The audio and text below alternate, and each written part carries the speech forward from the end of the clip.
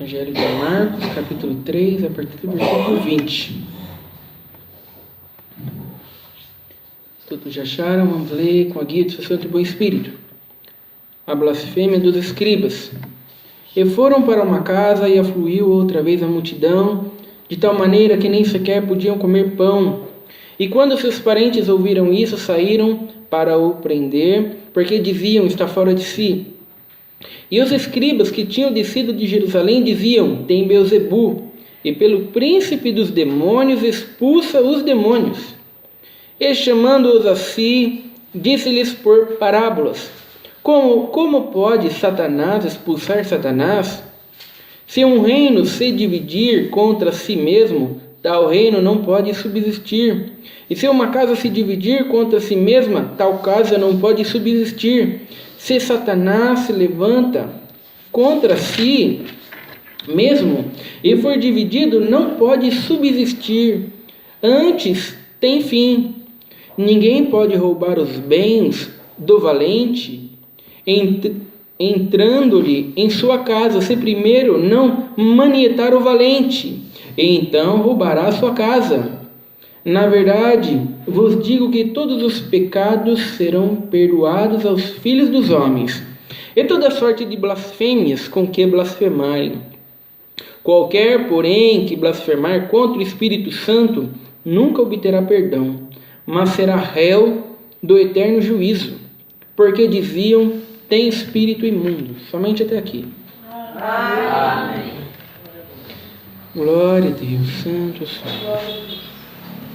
Glória a Deus. Glória a Deus. Né, irmãos, nessa passagem aqui, nós vemos que Jesus Cristo havia realizado um grande milagre. Jesus Cristo havia curado um endemoniado que era cego de nascença e era surdo.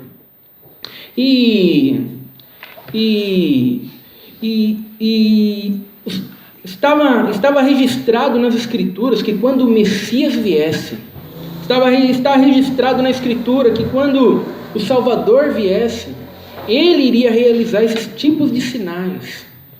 Sabe, então Jesus Cristo realizando este sinal, curando o endemoniado, cego e surdo de nascença, sabe, ele estava dizendo, sabe, eu sou o Messias, sabe, eu sou o Cristo, eu sou aquele que haveria de vir. Sabe, era inegável, porque ninguém podia realizar aqueles sinais tão grandiosos como estavam acontecendo ali naquele momento. Sabe, e a primeira pergunta que a gente faz é, quem estava dizendo para Jesus Cristo que ele estava realizando esses milagres, esses sinais, pelo poder dos demônios?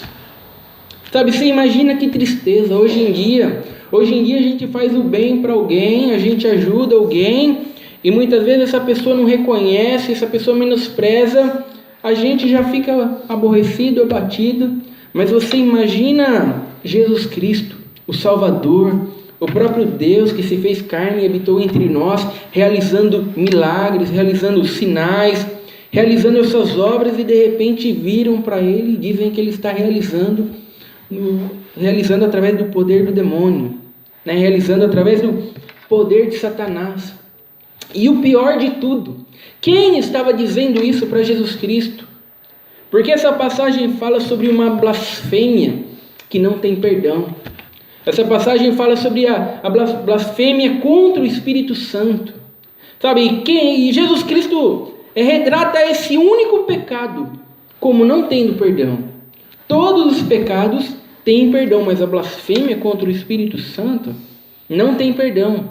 Sabe, de quem estava falando para Jesus Cristo que ele estava curando através dos demônios? Sabe, eram os escribas, eram os fariseus, eram os religiosos, sabe, aqueles que deveriam ser os primeiros a dizer, olha, esse verdadeiramente é o Cristo, aqueles que verdadeiramente deveriam dizer, este verdadeiramente veio da parte de Deus, sabe, é este que nós estamos esperando, são os primeiros que deveriam dizer que era o próprio Messias que estava ali. Não, eram os primeiros que estavam dizendo que aquele ali não era o Cristo. Eram os primeiros que estavam blasfemando. Eram os primeiros que estavam instigando as pessoas a acreditar que aquilo ali não vinha da parte de Deus. Sabe, então, Jesus Cristo se vira. E Jesus Cristo então está advertindo eles: olha, toma cuidado com aquilo que vocês estão falando. Sabe, toma cuidado com aquilo que vocês estão falando, porque vocês estão blasfemando contra o Espírito Santo. Sabe, então a gente vê que a blasfêmia contra o Espírito Santo vem de alguém que conhece a verdade, mas nega a verdade. Sabe, Jesus não está falando aqui de pessoas ignorantes. Sabe, pessoas simples, pessoas que não entendiam o que estava acontecendo. Sabe, pessoas que não conheciam a palavra de Deus. Não, Jesus está falando com pessoas que conheciam a palavra de Deus. Com pessoas que sabiam que milagres que o Messias iria fazer quando ele estivesse na terra. Eram pessoas que estavam rejeitando deliberadamente, sabe, os sinais, os milagres que Jesus Cristo estava fazendo. Eles estavam rejeitando, eles sabiam que aqui estava escrito na Escritura que somente o Messias poderia fazer aquilo, mas mesmo assim eles estavam negando, sabe, estavam blasfemando, estavam atribuindo as coisas de Deus ao diabo. Então a blasfêmia contra o Espírito Santo é atribuir as coisas de Deus ao diabo, é atribuir também as coisas do diabo a Deus. Sabe, e essa blasfêmia é praticada pela igreja, por aqueles que conhecem a verdade, mas negam a verdade. Não está falando de ímpios, pessoas ignorantes, pessoas que não conhecem, não, está falando sobre a igreja. Sabe, a igreja hoje, ela nega a verdade. Sabe, hoje em dia é muito mais fácil pregar um evangelho num lugar onde nunca se pregou nada lá, do que você pregar a verdade num lugar onde o falso evangelho foi semeado. Quando as pessoas ouvem o falso evangelho, o evangelho da prosperidade, o evangelho do bem-estar, o evangelho da satisfação, o evangelho da solução, quando você vem com o evangelho verdadeiro no meio desse evangelho falso, sabe, é muito mais difícil fazer a obra de Deus ali. Seria muito melhor, sabe, se ninguém tivesse falado nada. Sabe, e a igreja está fazendo isso. A igreja está negando a verdade de Deus. A igreja está negando, sabe, a verdadeira mensagem do evangelho. Sabe, a verdadeira mensagem. Então, a gente vê que Jesus aqui está falando sobre os escribas, sobre os fariseus que estavam rejeitando aquilo que ele está fazendo. E nós somos levados a fazer a segunda pergunta. Sabe, e a segunda pergunta é: por que eles estavam dizendo que Jesus Cristo estava fazendo aquilo através do poder de demônios? Por que eles estavam dizendo que aquelas obras lá eram através de Satanás? Por que eles estavam dizendo isso se eles sabiam que aqueles milagres só poderiam ser realizados pelo Messias? Se eles sabiam que aqueles milagres, aqueles sinais, se só Jesus poderia curar um endemoniado cego e surdo de nascença, por que eles estavam dizendo que era através do poder do diabo? Sabe, e a resposta é, sabe, porque Jesus não encaixava dentro da tradição deles. Sabe, Jesus não encaixava dentro da tradição deles, apesar de estar escrito na Bíblia, de que somente o Messias poderia fazer aquilo. Jesus não era o Salvador que eles esperavam. Sabe, eles esperavam um Salvador que viesse dizer para eles o quanto eles eram bons. Sabe, um Salvador que viesse dizer para eles: a partir de agora vai ter paz, vai ter prosperidade, vai ter bem-estar. A partir de agora o Império Romano não vai mais perturbar vocês. A partir de agora vai ter todo mundo rico, ninguém mais vai ser doente, não vai acontecer mais nada. Eles esperavam esse tipo de Salvador. Mas de repente eles se depararam com um Salvador que veio salvar a nossa alma. Sabe, de repente eles se depararam com um Salvador que estava mostrando para as pessoas que elas estavam perdidas em si mesmos. Enquanto eles se enxergavam bons, enquanto eles se enxergavam capacitados, enquanto eles se enxergavam merecedores. Então a tradição deles, sabe, Jesus não encaixava na tradição deles. Sabe, a tradição religiosa deles era esperar a prosperidade, o bem-estar, a satisfação, e Jesus não se encaixava. Os sinais se encaixavam na palavra de Deus, mas a tradição não. E o que eles fizeram? Jogaram aquilo que se encaixava na palavra fora e ficaram com a sua tradição. E hoje, será que hoje na nossa realidade, sabe, na realidade da nossa igreja, né, no meio onde nós nascemos congregando, buscando, sabe, porque a gente não precisa nem citar as outras igrejas, né, na nossa realidade, será que hoje mudou alguma coisa? Sabe, as pessoas jogam a verdade da palavra de Deus fora, porque elas acham a tradição mais importante. Sabe, elas vão dizer, não, na nossa tradição a gente não precisa conhecer a Deus, não. Na nossa tradição aqui, a gente vem, sabe, e a gente busca se é para comprar o carro, se é para a gente comprar casa, a gente quer ser curado, a gente busca, sabe, na nossa... E quando a gente vira para eles, a gente diz, não, mas na palavra de Deus, a palavra de Deus é para que nós venhamos a conhecer a Deus. Sabe, a palavra de Deus é para que Deus seja revelado a nós. Sabe, é por isso que nós esperamos a revelação da palavra de Deus. Por que a gente abre a Bíblia? Porque Deus se revelando a nós através da sua palavra. A revelação não é sobre você, sobre o seu problema. Se é para você comprar o carro, se é para você comprar a casa. Não, a revelação não é sobre isso. A revelação é sobre Deus. É para que Deus seja revelado a você. A revelação é sobre a vontade de Deus para a sua vida. E as pessoas vão dizer, não, mas isso daí não encaixa na tradição, não. Isso aí não encaixa na tradição, não. Porque desde pequeno a gente está acostumado a ouvir na palavra, sabe, sobre nós. Desde pequeno a revelação é sobre os nossos problemas. Na nossa tradição a gente busca a solução do nosso problema, a gente busca se no emprego vai dar certo ou não, se é para fazer a cura, sabe? Na tradição a gente está acostumado com isso, a gente não está acostumado com Deus sendo revelado, não. Está escrito aqui, mas não encaixa na nossa tradição. E o que os crentes hoje em dia fazem? Eles jogam a verdade da palavra de Deus fora. E eles ficam com a sua tradição.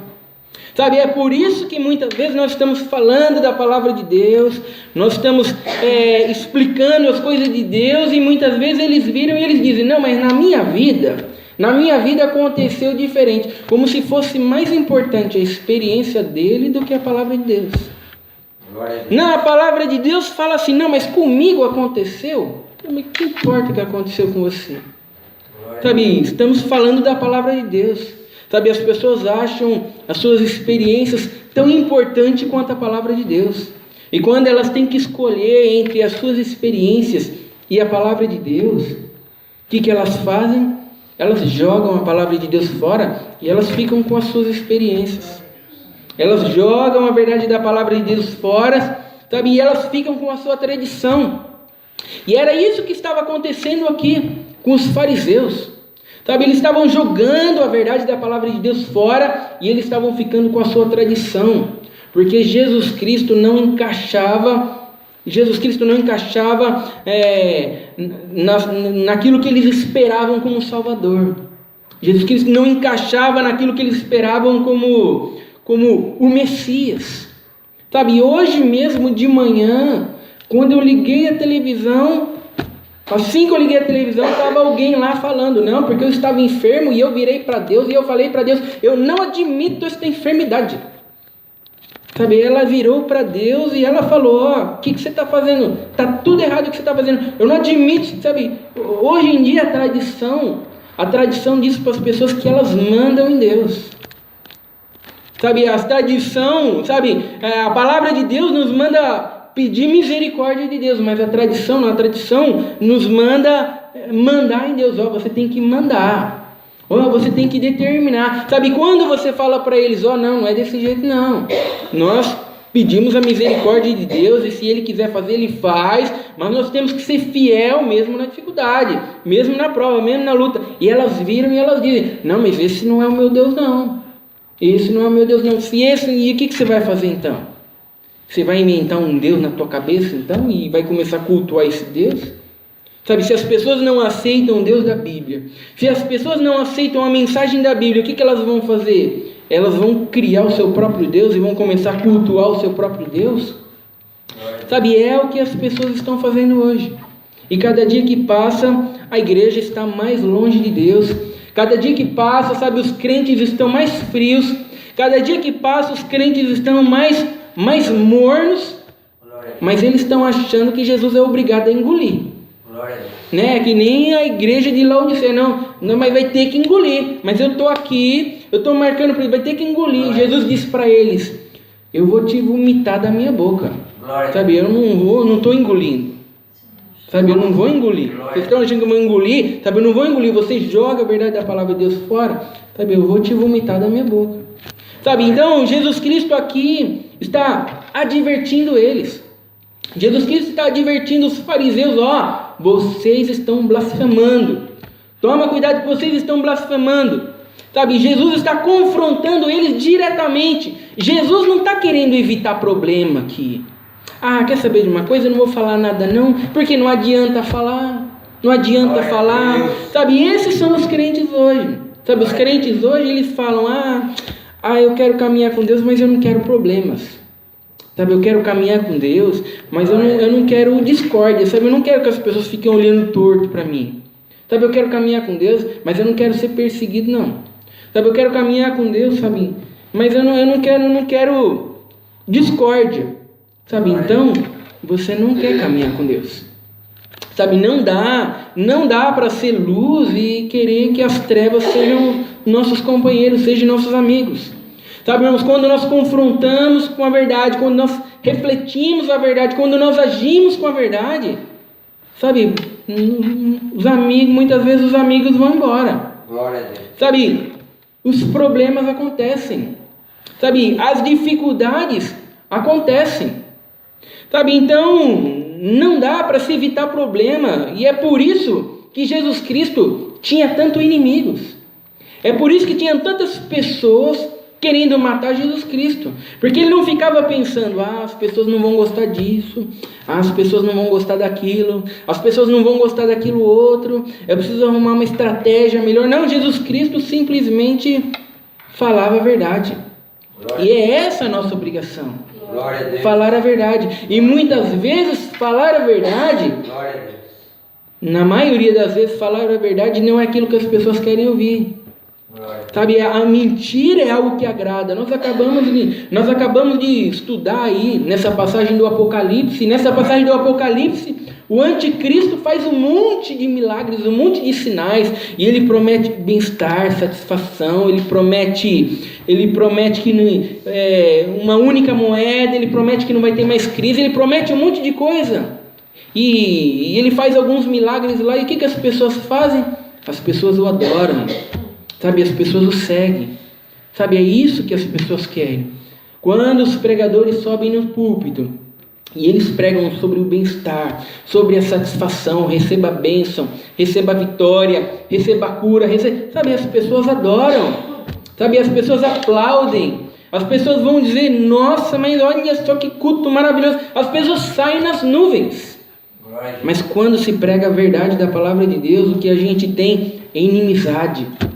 O que a gente tem é insatisfação. E muitas vezes a gente pensa que essa insatisfação é no mundo. Glória a Deus. Né? Essa insatisfação hoje é dentro das igrejas. Glória a Deus. Chegamos ao ponto de que precisamos evangelizar os crentes dentro da igreja. Chegamos ao ponto de termos que dizer aos crentes dentro da igreja, sabe o que é evangelho? Sabe, o evangelho não é sobre aquilo que você faz ou sobre aquilo que você veio buscar. O evangelho é sobre Jesus Cristo, porque eles não sabem mais o que é evangelho. Então chegamos ao ponto de ter que evangelizar os evangélicos, e Jesus Cristo está dizendo para esses fariseus, para esses escribas, isso que vocês estão fazendo, rejeitar a verdade da palavra de Deus, Sabe, esse é um caminho sem volta. Sabe, esse é um caminho de perdição. Glória a Deus.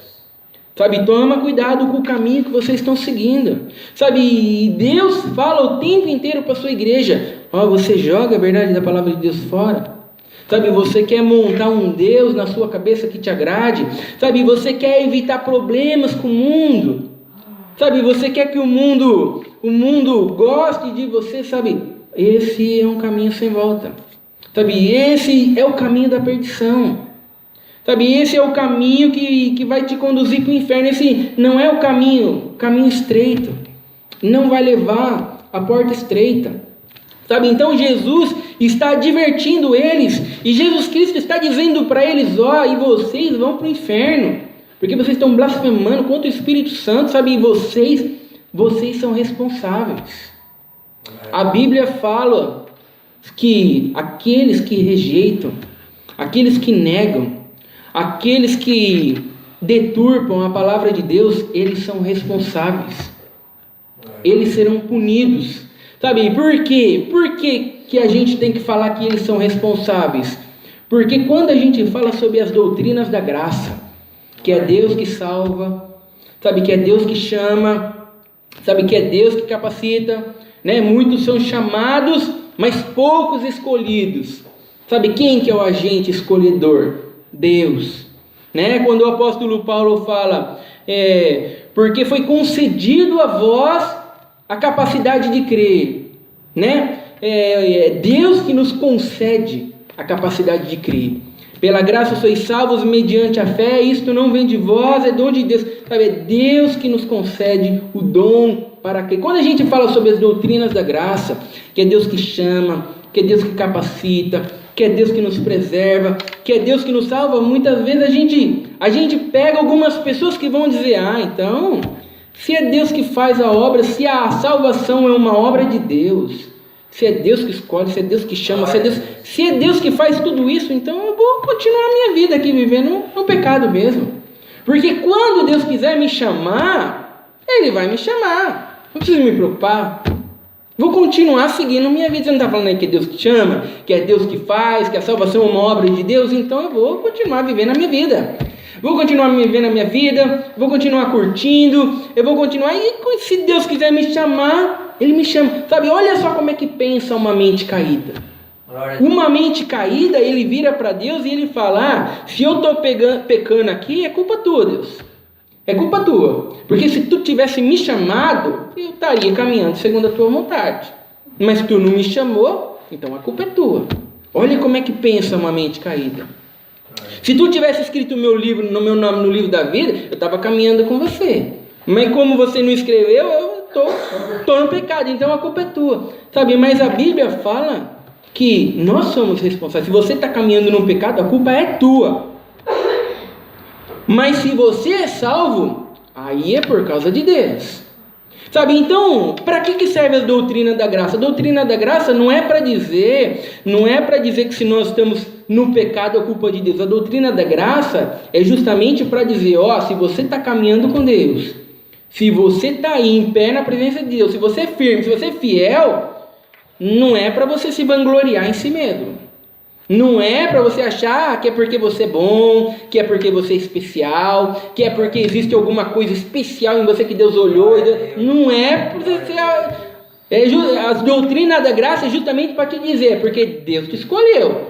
É porque Deus escolheu, colocou o seu nome no livro da vida. Sabe? É porque Deus que operou em vós tanto querer quanto efetuar segundo a sua boa vontade. Sabe? Para isso que serve a doutrina da graça. Para eliminar o nosso eu, para eliminar o nosso ego, para eliminar a nossa arrogância, para que nós não venhamos a nos gloriar em nós mesmos, para nos gloriar em Deus.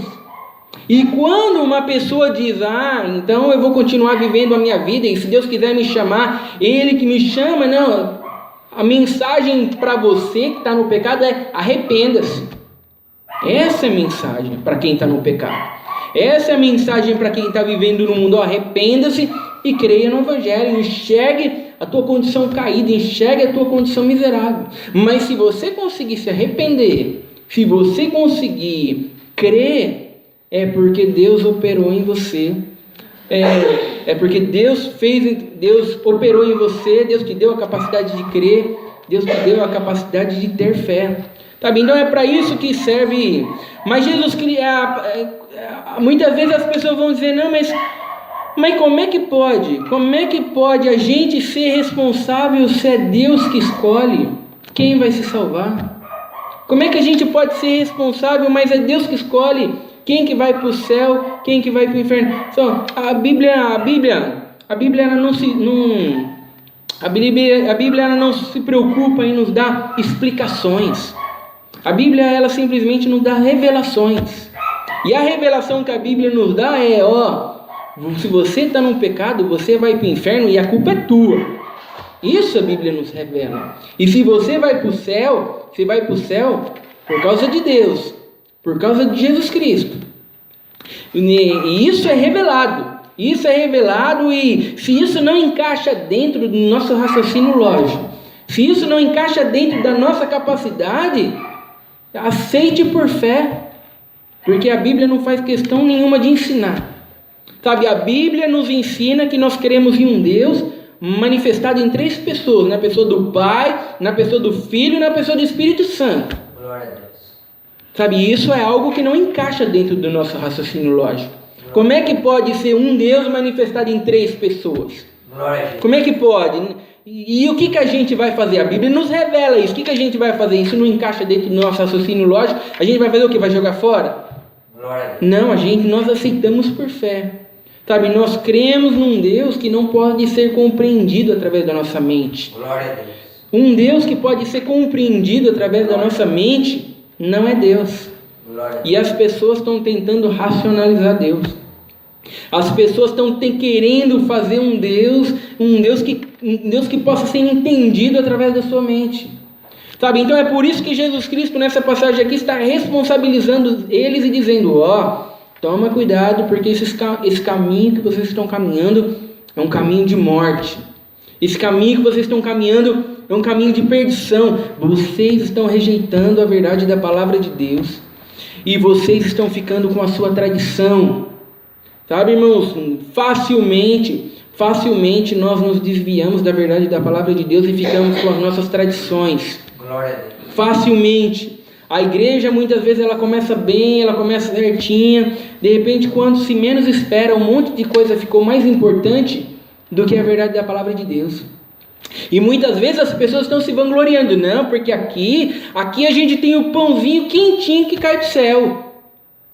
Mas não é a revelação de quem Deus é. Sabe, não é a revelação da vontade de Deus sobre a nossa vida. Sabe, é uma revelação sobre nós. É uma revelação sobre o nosso eu, sobre o nosso ego, não é sobre Deus.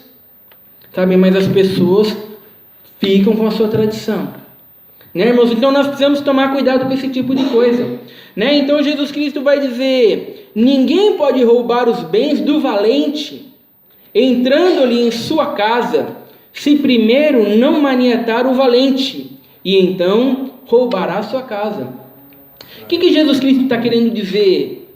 Com ninguém pode entrar na casa do valente sem primeiro amarrar o valente. Jesus Cristo está querendo dizer, até agora, o diabo era o poder mais forte nesse mundo. Até agora não existia poder mais forte do diabo, mas se eu estou realizando esses milagres aqui, a qual vocês estão vendo, sabe, é porque eu amarrei esse valente aí. Sabe, o diabo era o mais forte, mas eu amarrei ele e agora eu tenho poder.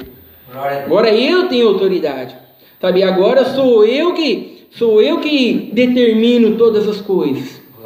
Sabe, é isso que Jesus Cristo está querendo dizer aqui. Na verdade vos digo que todos os pecados serão perdoados ao Filho dos Homens, e toda sorte de blasfêmias com que blasfemar. Sabe, muitas vezes as pessoas vão dizer, não, mas tem certos tipos de pecado que Deus não devia perdoar, não. Porque tem certos tipos de pecado que é terrível. Como é que Deus vai perdoar um assassino, alguém que cometeu alguma coisa terrível? Deus, todos os pecados são punidos. Não importa quão terríveis eles sejam. Ou Deus vai punir os pecados diretamente com a pessoa no inferno, ou Deus vai punir os pecados em Jesus Cristo. De qualquer maneira, o pecado foi punido. E se nós achamos que alguns pecados não podem ser punidos em Jesus Cristo naquela cruz, sabe, é porque nós achamos que a nossa condição é uma condição melhor. Glória a Deus. Sabe, é porque nós achamos que se todas as pessoas no mundo fossem iguais a nós, o mundo seria um lugar perfeito. Glória a Deus. O mundo seria um lugar ótimo. Sabe, muitas vezes eu vejo algumas pessoas postar no Facebook lá. Elas postam assim: não ligue se as pessoas são ruins, nem todo mundo é como você. Se todo mundo fosse como ela, o mundo seria o paraíso.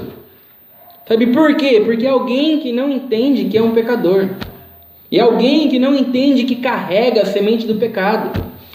Sabe, você condena um adúltero, você condena um homicida, você condena um mentiroso, tá? Mas todos nós carregamos a semente do pecado. A semente do adultério está em todas as pessoas. A semente da mentira está em todas as pessoas. Todas as pessoas carregam a semente do pecado. Se nós não manifestamos, nós simplesmente não manifestamos, porque Deus nos preserva na tua presença. Não é porque nós somos bons, nós somos capazes, não, porque esse tipo de coisa eu nunca faria. Esse tipo de pecado aí eu nunca cometeria, né? Esse tipo de atrocidade eu nunca faria. Sabe, então é porque você nunca entendeu a queda do homem. Você nunca entendeu o quanto o pecado afetou o ser humano. Porque todos nós carregamos. Então Jesus Cristo está dando um ensino aqui, dizendo que a blasfêmia contra o Espírito Santo é cometida por aqueles que se dizem crentes, por aqueles que se dizem igreja, por aqueles que muitas vezes as pessoas vão dizer assim: você acha que aquelas pessoas que estão pregando prosperidade, você acha que aquelas pessoas que estão pregando a mentira, você acha que eles estão pregando a mentira porque eles não conhecem a verdade? Ou você acha que eles estão pregando a mentira por causa que eles querem enganar mesmo as pessoas? Como que não conhece a verdade? Como que não conhece a verdade? Como é que eles leem a Bíblia? Como é que eles exortam sobre a Bíblia e não conhecem a verdade? Como que não conhecem? Sabe, mas eles rejeitam a verdade deliberadamente. Eles rejeitam a verdade. Eles jogam a verdade fora porque muitas vezes o foco deles é lucro. Sabe, muitas pessoas não estão nem preocupadas com dinheiro, mas muitas pessoas estão preocupadas em satisfazer o seu eu, em satisfazer o seu ego. Elas têm um compromisso com o ego delas. Sabe, se elas pregarem o evangelho, se elas pregarem sobre salvação, sabe, isso não vai trazer aplausos, né? Ninguém vai sair do culto e vai dizer: esse pregador aí é uma bênção. As pessoas vão sair do culto e vão dizer: vou te contar, viu, hoje, não devia nem ter vindo da igreja. Precisava de uma resposta sobre o problema lá.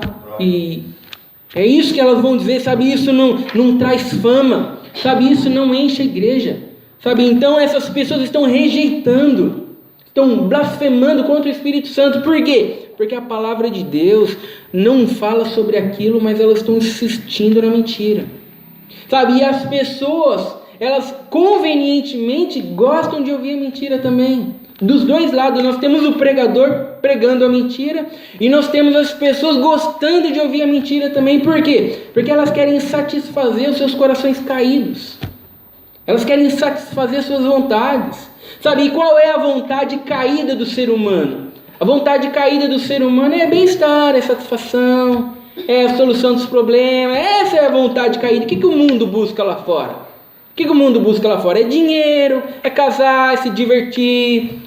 É a mesma coisa, só que as pessoas estão buscando isso dentro da igreja, sabe? Então os pregadores estão pregando a mentira deliberadamente e as pessoas estão aceitando a mentira, sabe? Porque se as pessoas se voltassem para a verdade e não ouvissem esses pregadores, as igrejas simplesmente esvaziariam. Mas as igrejas enchem cada vez mais. sabe? Enche cada vez mais, porque é isso que as pessoas querem ouvir, mas elas querem se sentir bem, elas querem se sentir salvos, sabe? Esses fariseus aqui, eles queriam se sentir salvos também. Esses fariseus aqui, eles queriam se sentir confortáveis nos seus pecados, eles queriam se sentir, mas Jesus Cristo estava dizendo para eles: ó, vocês estão perdidos, vocês estão condenados, toma cuidado, porque esse caminho é um caminho de condenação, é um caminho de morte. Essa palavra Deus seja louvado. Amém. Juntos agradecemos a Deus em oração, em nome do Senhor Jesus. Amém.